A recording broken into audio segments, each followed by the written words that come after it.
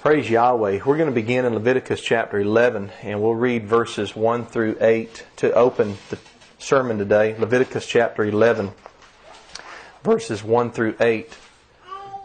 The scripture says, Yahweh spoke to Moses and Aaron, "Tell the Israelites, you may eat all these kind of land animals. You may eat any animal with divided hooves and that chews the cud. But among the ones that chew the cud or have divided hooves, you are not to eat these. The camel, though it chews the cud, does not have divided hooves. It is unclean for you. The hyrax, though it chews the cud, does not have hooves. It is unclean for you. The hare, though it chews the cud, does not have hooves. It is unclean for you. The pig, though it has divided hooves, does not chew the cud. It is unclean for you. Do not eat any of their meat or touch their carcasses. They are unclean for you." May Yahweh bless His word to our hearts today. I recently got myself into some poison oak. It happens usually every year, and had already gotten it one time this year, but I got it again about 3 weeks ago, and it took me about 2 weeks to get rid of it. I'm not sure how it happened. I'm not sure how it ever happens, but somehow it finds me one way or the other. And it is just terrible. I wouldn't wish it on my worst enemy. I told Tisha the other day that Yahweh could wipe an army out with poison oak.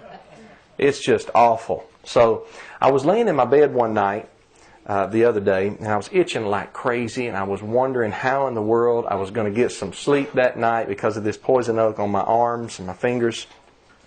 And in my mind, I'm wondering why poison oak exists.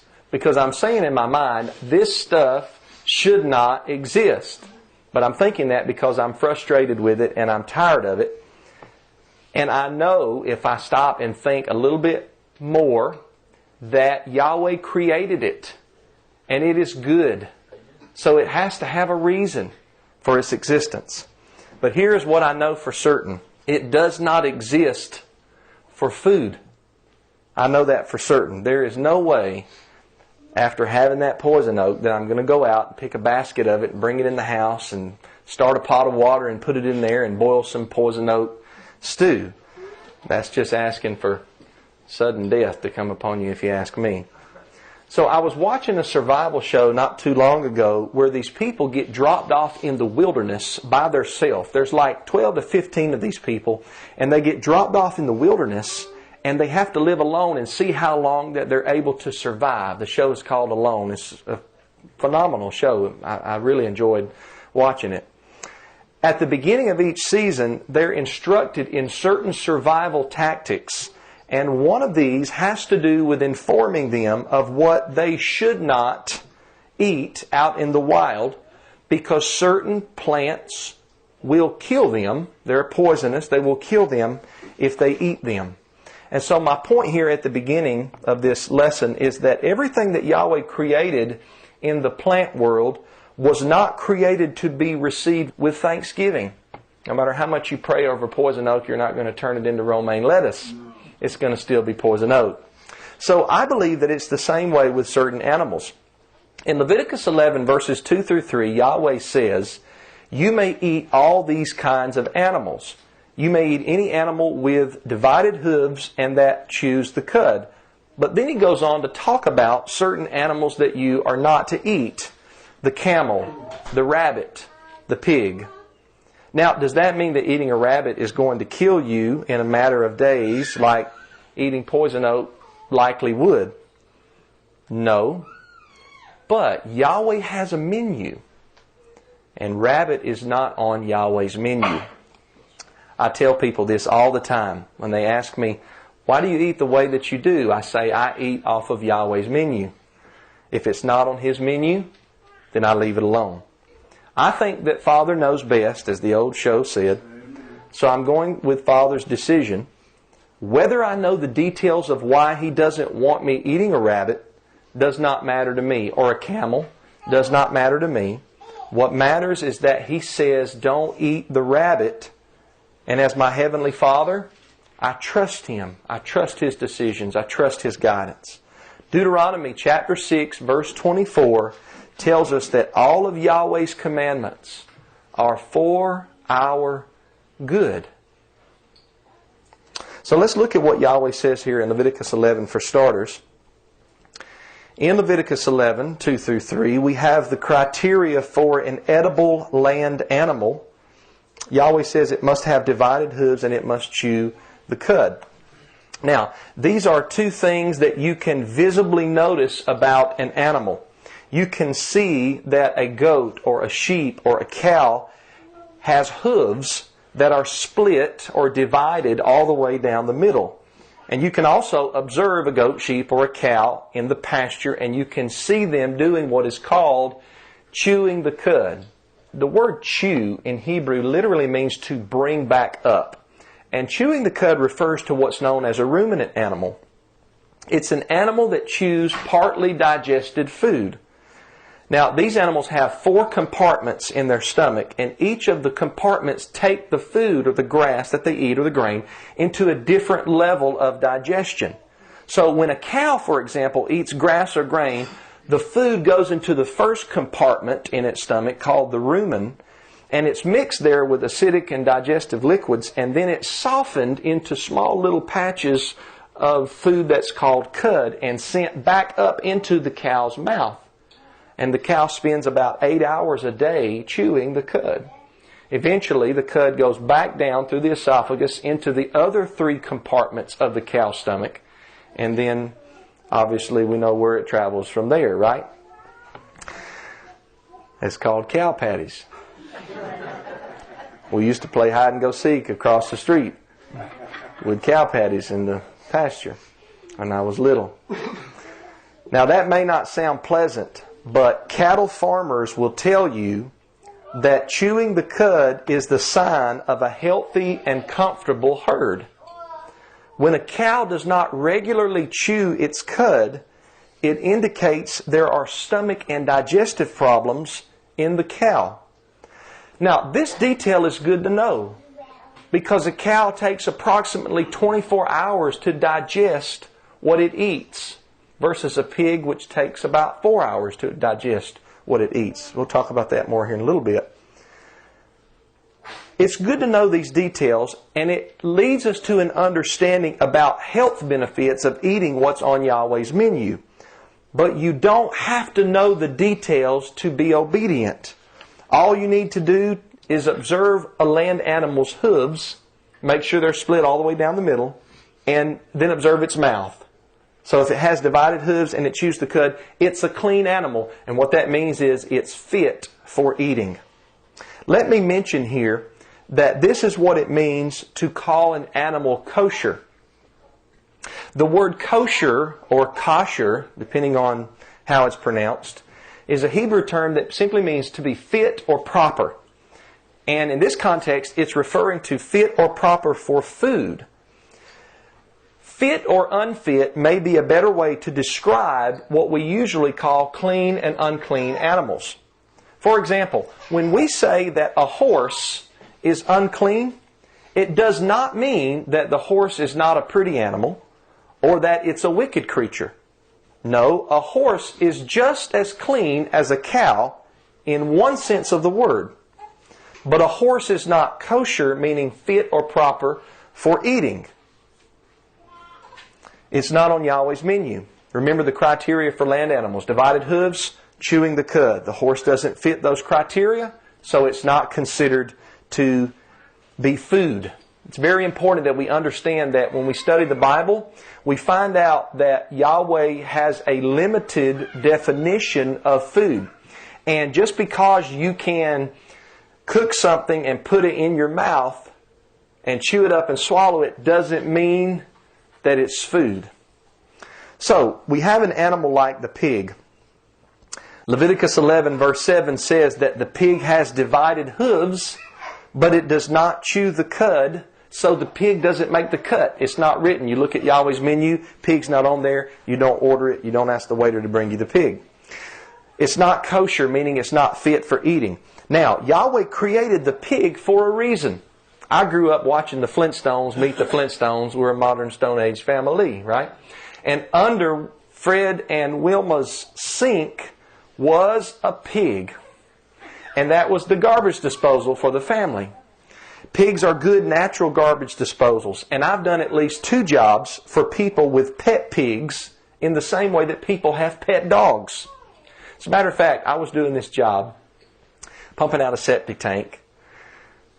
I was in a squatting position, looking at something there on the septic tank, and all of a sudden I hear something going like that. I have no clue what it is. I know the customer's around there somewhere, and I'm thinking, surely they're not snorting at me right now, right?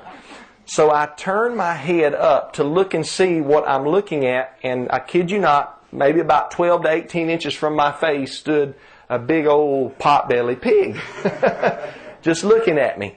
And then the customer walks out of the house and he said, "You can pet him. Go ahead, you can pet him." I said, "This is your pet." He said, "Yeah, I've got 2 of them. They stay inside. They're house trained. They know when to go outside. They use the bathroom, just like people have a pet dog." Now, we find that it's funny for somebody to have a pet pig, funnier than a pet dog, but a dog is an unclean animal, right? We don't eat dog because it's not on Yahweh's menu. Okay? I saw one picture one time of one of these New Agers that, maybe, I don't know, something along the lines of PETA or something like that didn't believe in eating animals. And she had this sign that said, "You don't eat your dog, do you? Why do you eat your goat? Or why do you eat a cow?" And I responded to her and I said, "Because I read the book of Leviticus. And Leviticus lets me know that the criteria for the land animal is the divided hooves and the chewing of the cud. And the dog walks on all 4 paws, which Leviticus 11 later talks about. That's an unclean animal. Not that it can't be a pretty animal, not that it doesn't have a purpose. Same way with the pig, but it's not food, it's not edible, it's not to be on my plate." So one particular lady, I'm going on a rabbit trail, but one particular lady told me that the pig was the 3rd most intelligent animal known to man. Now, I never verified this, but she said that the most intelligent was the chimpanzee, which makes sense. The 2nd was the dolphin, and she said that the 3rd was the pig. Blew my mind, but she took up with her pig, had clothes for it, a scarf for it, and everything. And I mean, this is something that really happens. So I've even seen one man use his pet pigs or his pigs on his farm as tillers for his garden. He calls them God's rototillers. We're talking about what the pig's purpose is. Yahweh created it, and all of Yahweh's creation is good, right? Doesn't mean all of the animals are fit or proper for food, but they all have a purpose. Watch this next clip as this guy talks about his rototillers. We'll feed them out here, and we'll throw corn, and to encourage rooting for them to get rid of all the roots, grass roots and whatnot. It's a muddy mess because we've had so much rain, consistent rain, it hadn't had a chance to dry out. The little chicks did a pretty good job of getting all the topside vegetation cleaned out. And now it's the pigs' turn to come in, God's little rototillers. And so we look forward to watching the progress in the garden over the course of the next month or so as we allow the pigs to be separate from the guinea hogs. And I stopped recording a little bit too quickly on the last little clip about the pigs being moved into the garden, because looky here, they have already started rooting. Look at the black organic matter that's coming up from under our failed attempt at back to Eden gardening. And just to be sure, the attempt failed because I didn't follow instructions. It's not because the method doesn't work. It doesn't work if you don't do it like you're supposed to. But this is exciting. Can't wait to see what it looks like. You'll be amazed what 4 pigs can do. So I'll be excited to see what it looks like in the next few days, because they've done this in about 5 minutes. So the pigs are good for something, but that doesn't mean that they're good for food. They're not on Yahweh's menu. So let's look next at the aquatic animals. We learn about these in Leviticus 11 verses 9 through 10. The Bible says, "This is what you may eat from all that is in the water. You may eat everything in the water that has fins and scales, whether in the seas or streams.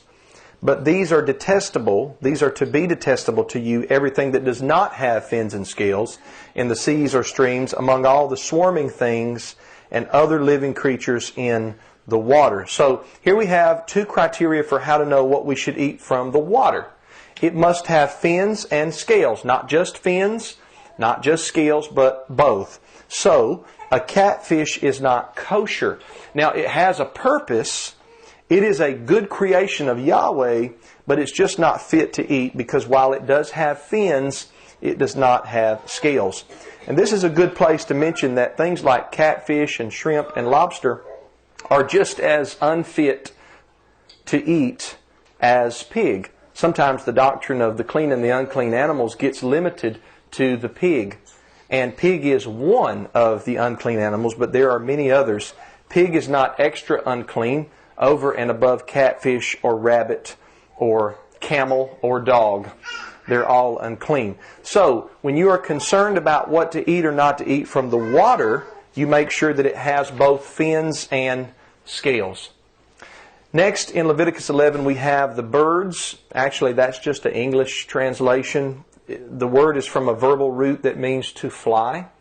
And in Leviticus 11, 13 through 19, we have a list of unclean birds. And this section is different in that Yahweh does not mention the clean birds, nor does He give us a criteria to tell us which birds we can and can't eat.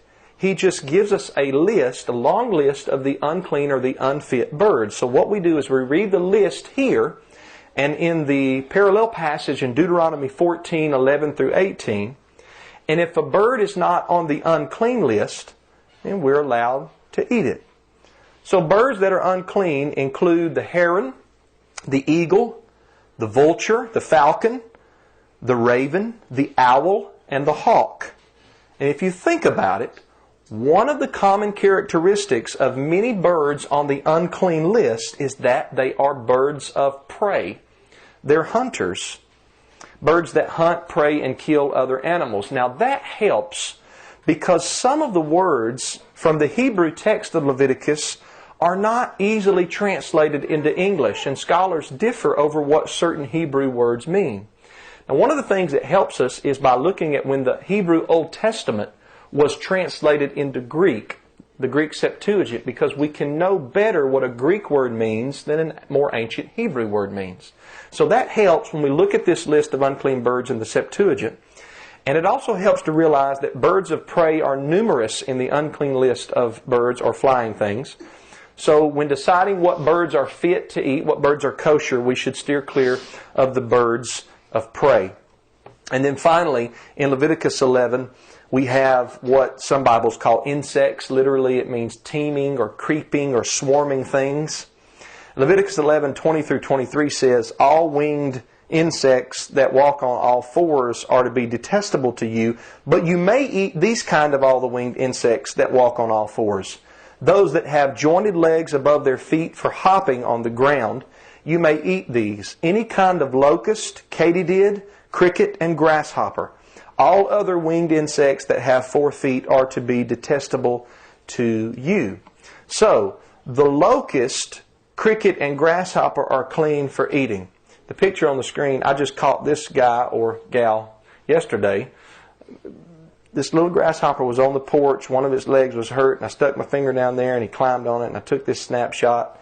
And I thought it was pretty cool. I hadn't seen a lot of grasshoppers lately. I was showing Brother TJ. He said he hadn't seen any lately as well. And you'll notice he has a jointed leg here for hopping. And here in the menu of Yahweh, we have some animals that we might not think would be on Yahweh's menu, but we don't get to decide the menu. Yahweh writes up the menu. So it is okay to have fried cricket or fried grasshopper if you would like. Even if you eat kosher, that's a kosher meal. It's okay because why? Yahweh says it's okay. So He makes the decisions. Yahweh is in charge of what is food and what is not. And we have to retrain our minds to think like our Creator.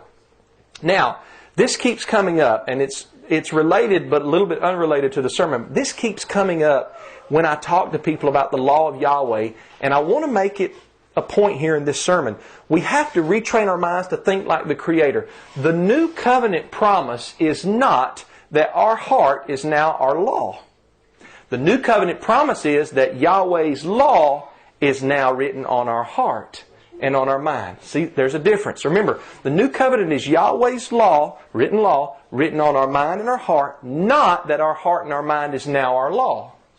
It's very different. So a lot of people, they say that they go by what they feel like or what they think is right, and they just let their heart lead them because they're under the new covenant now, but that's not the new covenant. The new covenant is Yahweh's law, same law on tablets of stone and in the book of Moses, now written on our heart and on our mind. So, does our heart necessarily tell us, without looking at the law, about divided hooves or chewing the cud or fins or scales or jointed legs above the feet? My heart never told me that. But because Yahweh's law is on my heart, I go back and I read His law. It's the same law that's on my heart. I go back and read it in a book, and I want to obey it because He's given me that law on my heart. I want to make that point. It's very important. Very, very important. I want you to think about this. Eating is a common everyday occurrence. Eating is a social matter.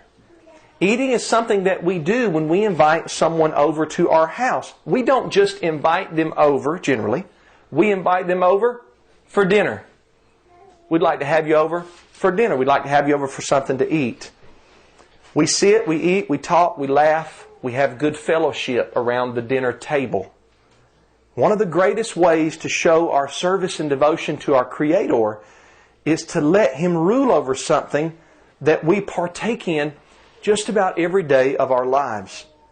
He governs what we put into our body, and we make a conscious decision to obey what He said in regards to what we will eat and what we will not eat.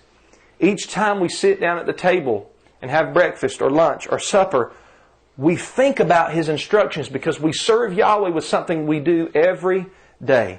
Each time we purchase something for food, we check to make sure if it is fit to eat. Is it on Yahweh's menu? No, it's not. We'll put it back. Is it on Yahweh's menu? Yes, it is. We'll take it home. So obeying Yahweh's dietary instructions or dietary principles helps us keep Yahweh always on our mind and reminds us that He governs over every little detail in our lives, even down to what we put into our mouth, because we're fearfully and wonderfully made. So I remember one time I had to call Brother Arnold because this was a long time ago. I was a lot younger, but I had accidentally put gasoline into my diesel engine. And I knew something wasn't right because when I pulled out, I didn't realize I had done it, but when I pulled out, it didn't feel right. Knew something was amiss. And I found out that I had put 30 gallons of gasoline into a diesel engine, and I was smoking like a freight train, and the truck wasn't wanting to run. And the problem is that engine wasn't designed to run on gasoline. It was designed to run on diesel fuel. And so if you put the wrong type of fuel into the wrong type of engine, you have a problem. And so it's the same thing with our bodies. We're fearfully and wonderfully made, and our Heavenly Father has given us so many great, blessed things to partake of and enjoy on this earth. And we should go by what He has said, I believe. So next up is a clip from a nutritionist named Dr. David Jockers concerning the health and the scientific reasons to following the biblical dietary laws. Now, although there are some Torah observant believers now, that downplay the health aspects of the dietary laws, and I've looked into this, I'll comment more on this in a second.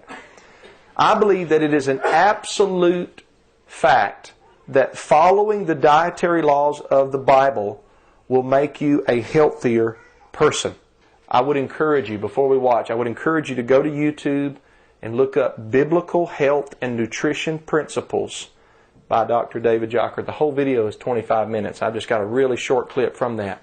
But all 25 minutes I think are beneficial for us to watch. Let's watch this clip.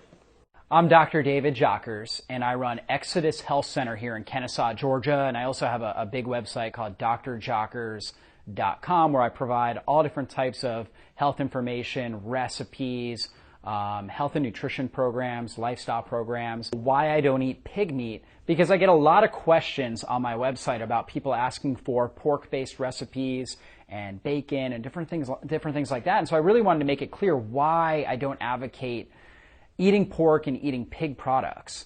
And really what it comes down to is that for me, my upbringing, my parents are Messianic. And so because of that, being raised in more of like a Jewish culture, I was taught that pork was an unclean, unkosher meat.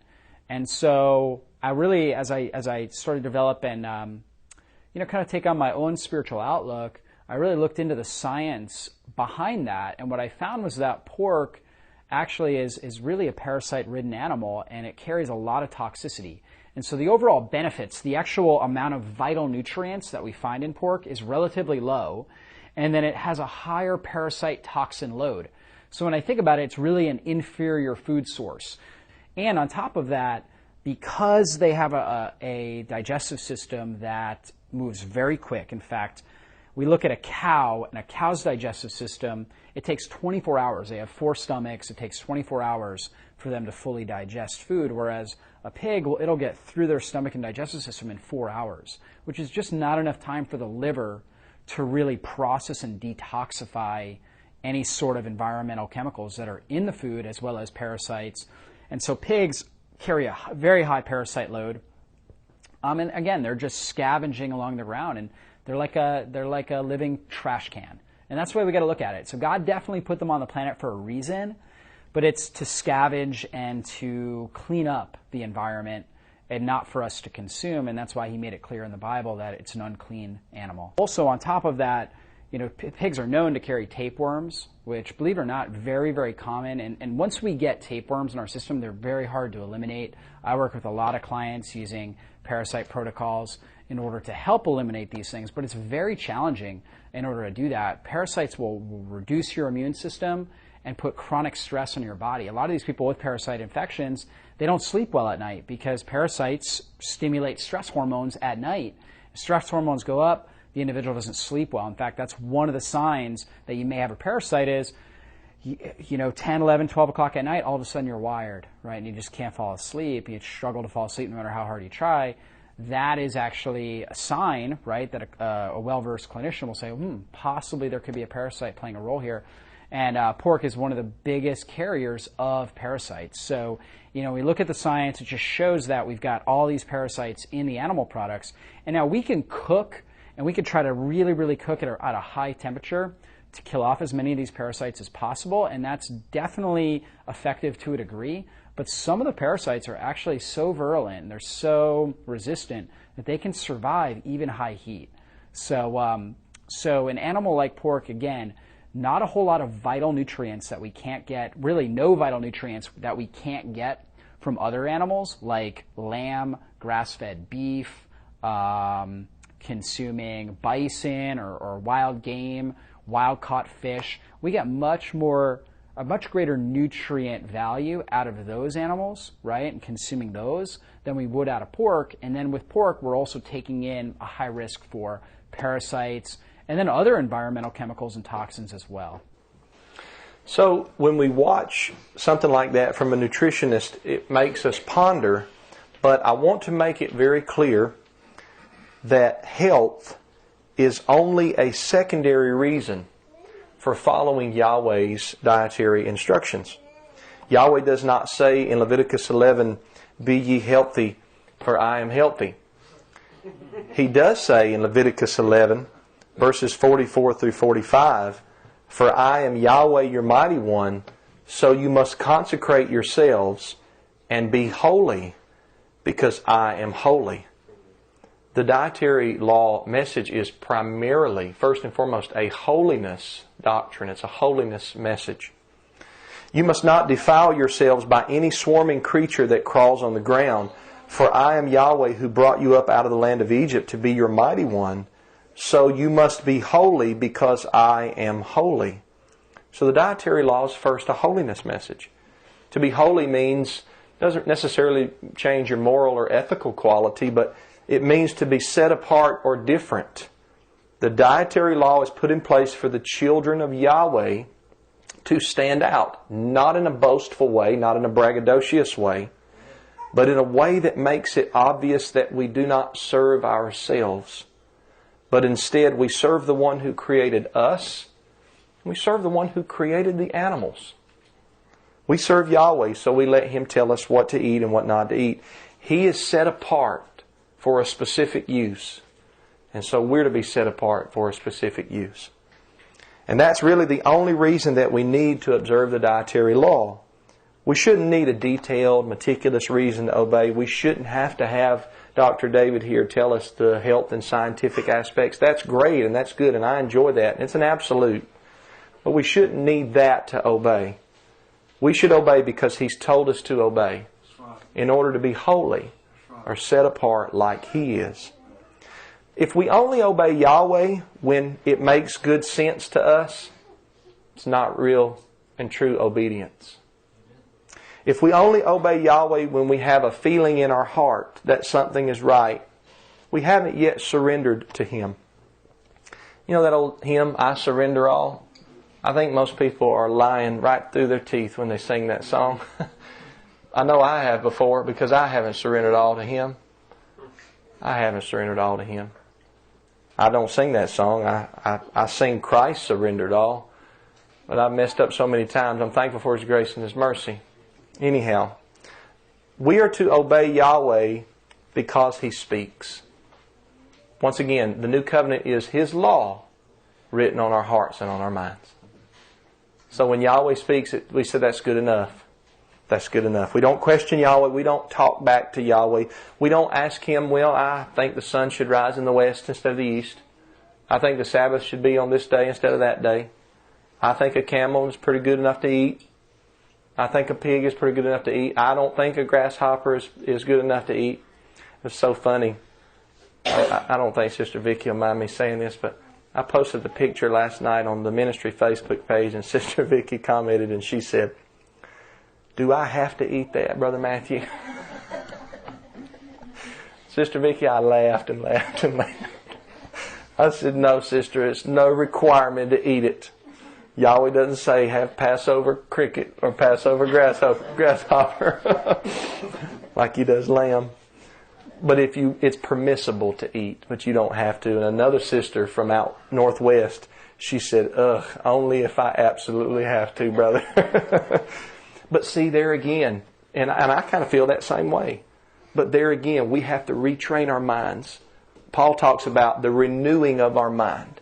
Because we've all got things and concepts in our mind that don't come necessarily from the Bible, but that come from different locations on this earth into our brains.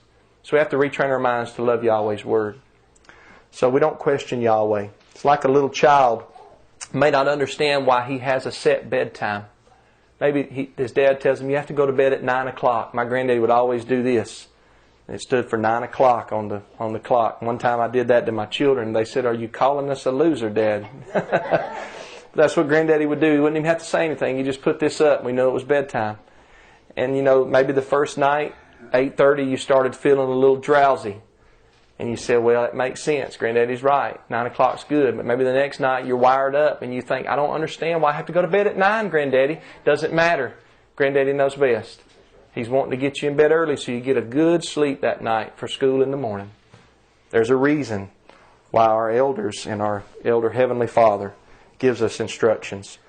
We resist the urge to ask, but why, Yahweh? No, we don't ask why. We obey first and we understand later. Amen? Amen. As I close, I want to close with, but what about question. I've shown numerous people over the years what I've shared with you today, and I've told them that this is why I eat kosher.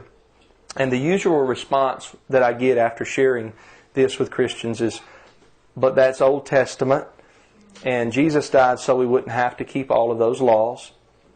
It's a common belief in Christianity that the blood of Yeshua cleansed the unclean animals.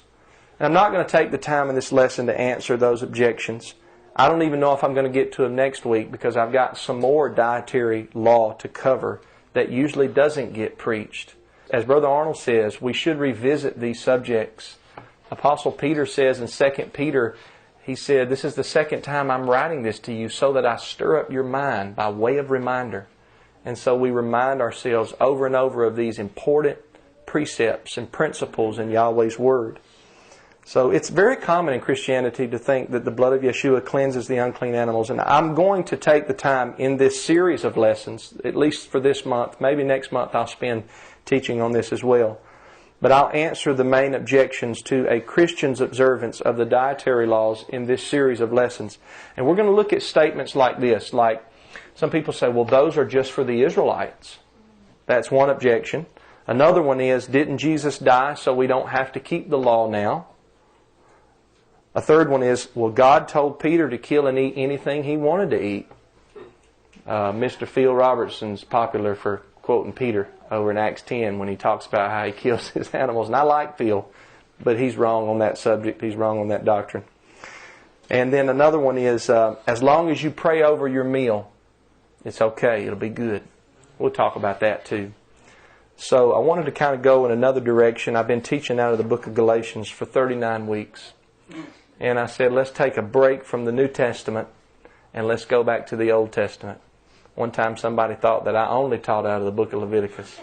I hope they're not listening tonight, right? They might think it's true. So we'll be in Leviticus chapter 11, Deuteronomy 14 for the next few weeks. Let's stand and close in a word of prayer. Oh, hallelujah. Thank you, Father. Yahweh, thank you for your word. Help us to believe it. Help us to love you. Forgive us where we err, because we do so every day. Father, thank you for your love and your kindness upon us and your grace that saves us from our sins. Amen. Thank you, Father, for your mercy. Father, I pray, Yahweh, that your word would be remembered by every person in here today, and that you would continue to bless us throughout the next few Sabbaths as we talk about this subject and we remind ourselves, or maybe tell ourselves something brand new as we study. I pray that we'd be willing to receive what your word has to say and take baby steps. And Father, you're so long-suffering with us. You don't put everything on us at one time, but you teach us little by little. You show us one step at a time, and you're just a great, gracious Father. Thank you, Yahweh. I love you, Father Yahweh. Help me to show you that I love you by keeping your commandments. I pray all these things through your Son, Yeshua. Amen.